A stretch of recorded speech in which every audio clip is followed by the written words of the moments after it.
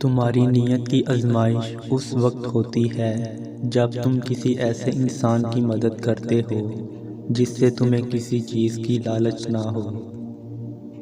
اس دنیا میں تمہیں جانچا جا رہا ہے لیکن تمہیں پیدا دوسری جگہ کے لیے کیا گیا ہے۔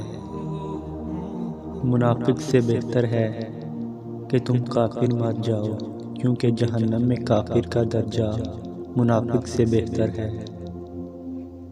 عقل مند وہ ہے جو اپنی زبان کو غیبت سے بچائے، اور مومن وہ ہے جس کا دل شک سے پاک ہو۔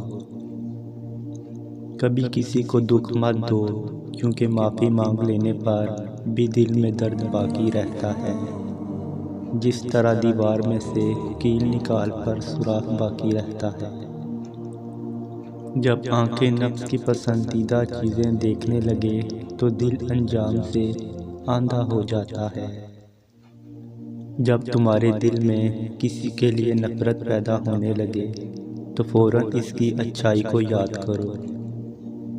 جو آدمی غفلت میں رہتا ہے وہ جہالت میں پڑا رہتا ہے، اور جو جہالت میں پڑا رہتا ہے وہ بیکار رہتا ہے۔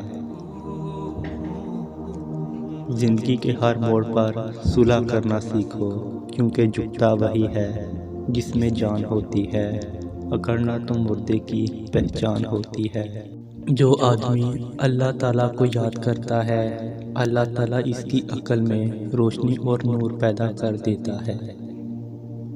گناہگاری وہ ذلیل حصار ہے جو اپنے کرنے والے کو روکتا نہیں، اور جو اس میں پناہ لے اس کی حفاظت نہیں کرتا۔ ہر انسان کی عزت اور اس سے محبت کرو، کیونکہ ہر انسان میں خدا کی کوئی نہ کوئی صفت موجود ہوتی ہے۔